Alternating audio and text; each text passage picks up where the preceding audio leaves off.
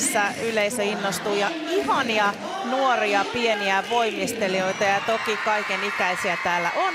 Seuraavana vuorossa on OVO Junior Team Suomesta eli OVOn juniorijoukkue. Alkukisassa joukkue sijoittui toiseksi, iso ero sinne kärkeen ei ole. Tämä joukkue on hallitseva Suomen mestari ja maailmanmestaruuskilpailuissa tuli pronssia viime marraskuussa. Voitti tällä Hertta-kuningatar-taistelulla, valtataistelulla Tallinnan maailmancupkilpailun. Sofiassa joukkue oli toinen. Päävalmentajana on Anneli Laine-Näätänen ison valmentajaporukan kanssa.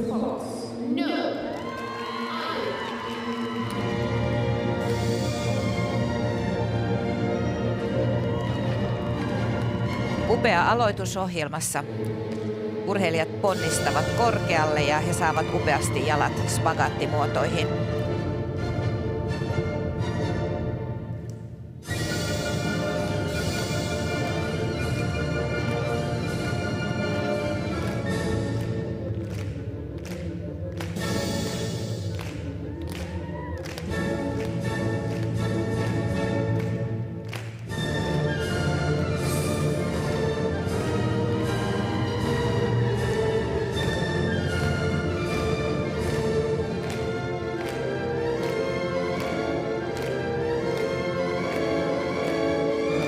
Musiikin kerroksisuus saadaan hienosti esille näillä erilaisilla kaanoneilla.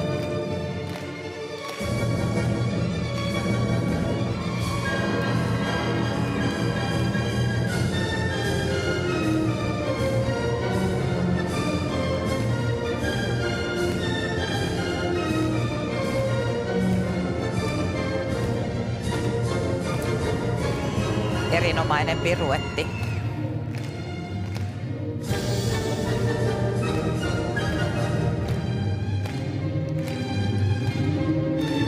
Nopeaa kuvioiden vaihtelua.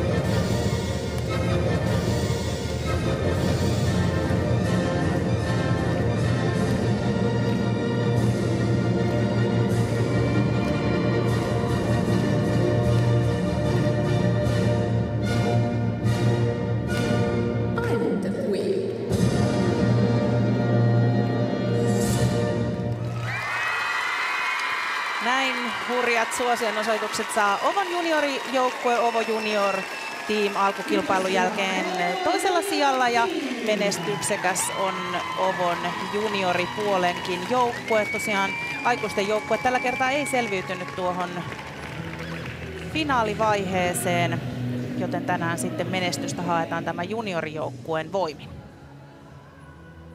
Queen of Hearts. No! I am. Tässä nämä aloituksen upeat hypyt. Ja täällä hieno kauris muoto, hivenen eriaikainen illuusio, näin kun se tuli hidastuksessa.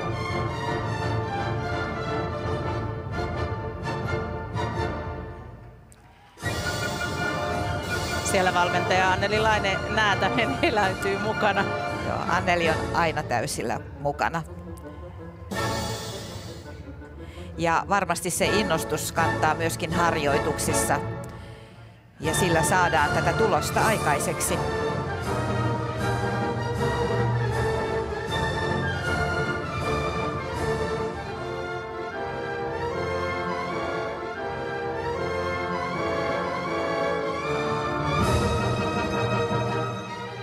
Ja Anneli Laine-Näätänen vastasi myös itse tästä koreografiasta tähän Sydänten kuningattaren taisteluun.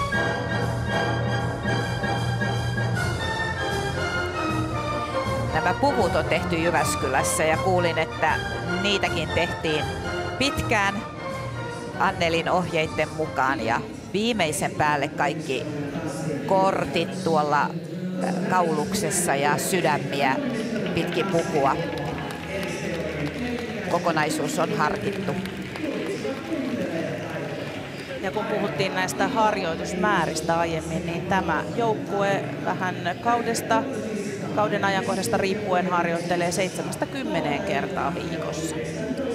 Kyllä, siellä tulee vielä huomattavasti enemmän kuin 20 tuntia harjoitusta. Ja kyllä tietysti ohjelma on hyvin nopeatempoinen, isoja amplitydejä ja liikelaajuuksia, mennään lattialta hyppyihin. Se vaatii erinomaista kestävyyttä, nopeutta, hallintaa. Ja sen lisäksi tuo yhdenaikaisuus. 18.400, pieni parannus eilisestä. Sieltä katselee suorituspisteet ovat erinomaiset ja teknisetkin jo nousevat tuonne hyvälle tasolle. 36.650 yhteispisteet ja toki kirkkaasti johtopaikalla.